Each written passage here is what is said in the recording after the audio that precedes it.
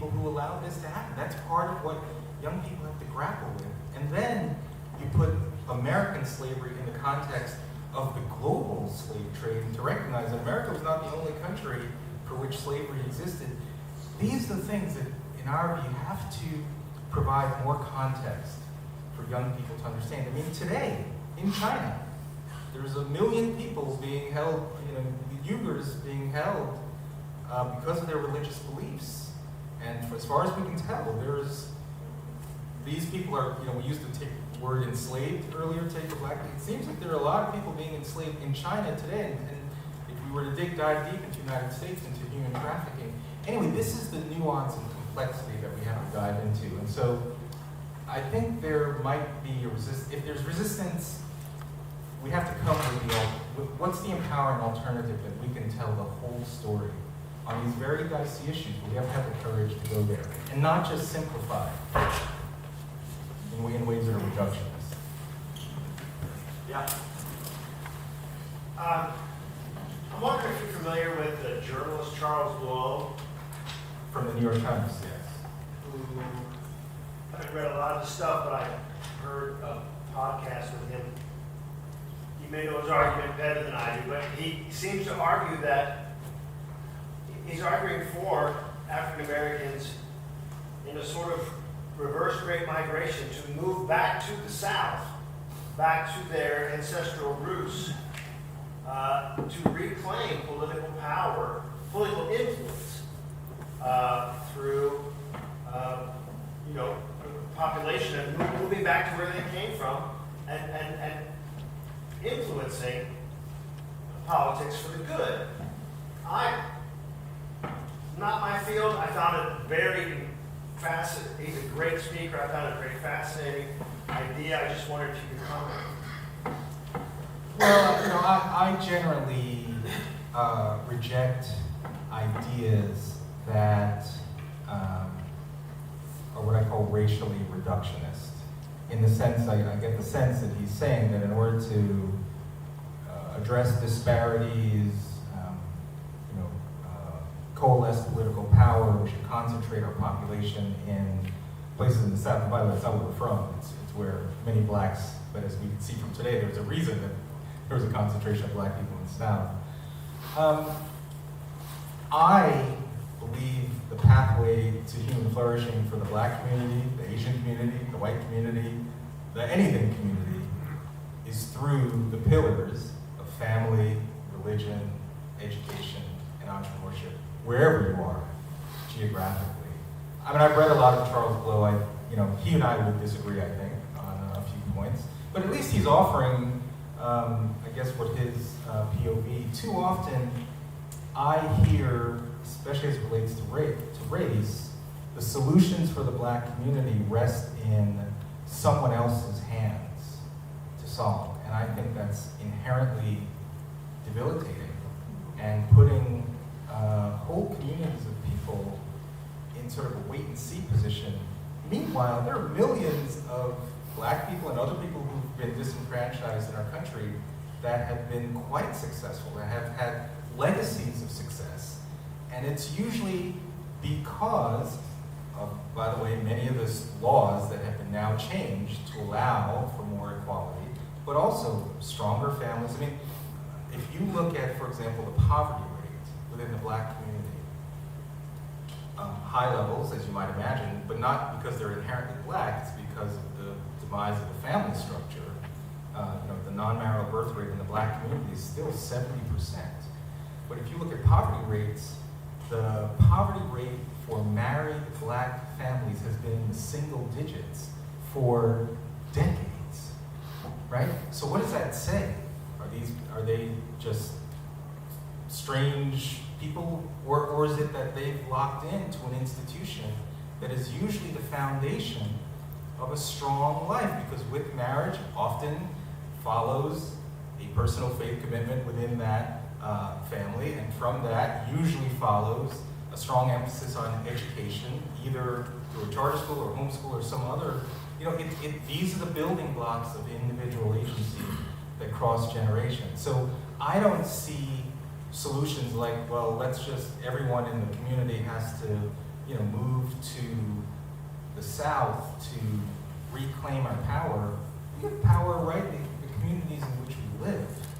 And so for me, that's again, I debate these things all the time. I was on C-SPAN twice debating critical race theory. I think it's very important that we have democratic discourse on these issues. I tend to disagree, but let's talk about it. Let's air what the strategies are. Not only those that you think are the reasons that people fail, but what are the factors that usually contribute to human flourishing? And I think when we start from that perspective, we usually come to very different sets of interventions. Yep. Maybe one more? Yeah. Could you comment on the role of technology in agency? I tend to find in my own students that that technology, phones, social media tends to actually be the most prevalent mediating institution. Maybe it's not the right word, but influence in their lives. Yeah. Some of them, and I'm less and less convinced that it is either neutral or benevolent. I'm wondering how you're. I agree. It's neither neutral nor benevolent. So we just launched a high school in the Bronx, and it's organized around the 4 cardinal virtues of courage, justice, temperance, and wisdom. Where temperance is all about self-restraint and self-control. So when we started school in August of this year, this is for 9th graders. So we started with 9th grade and we grew up to 12th grade. We had a very tolerant policy on cell phones. We said you can't use them. If you need to bring them to school, you keep it in your bag, and we'll trust you. Well, over the course of the first 6 weeks of school, that became clear that was a bad policy because kids were not only using it, they were bringing it out, they were using it for all sorts of reasons that were distracting their focus on why we were in school. So we've just instituted a new policy where we collect all cell phones. At the beginning, we now have this big casing where everyone's, when you arrive, it's like, hello, Daniel, how are you doing? Give us your cell phone. And we've explained that to families to say, this is a part of actually temperance, that our kids actually have to learn how to live without these devices and focus. And we are asking you at home to actually have the same kind of ideology where these devices, Camille can tell you, like her cell phone, and she got one, and that was over some consternation. But Camille, you want to come back up? She won. But she doesn't have access to social media. She's not on all these devices. We use it primarily as an educational tool and communication with us if we need to get in touch with her. But we need parents. Part of the reason that social media is so infiltrating, remember those concentric circles?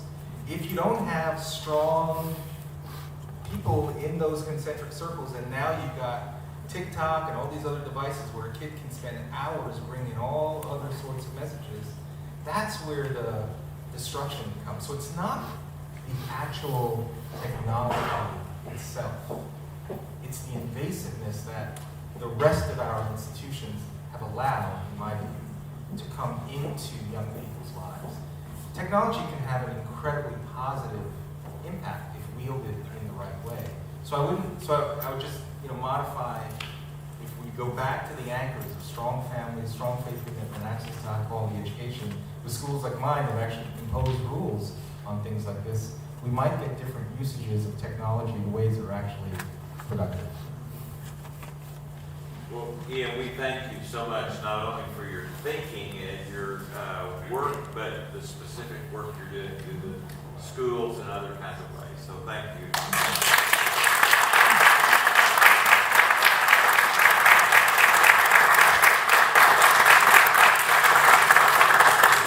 We've got a little bit of dessert out here, so we'll take about 15 minutes to visit, continue conversation, have a little finger dessert, or Stephen may have other instructions there. I think it's in, I'm just looking at, I think it's in flowers, right?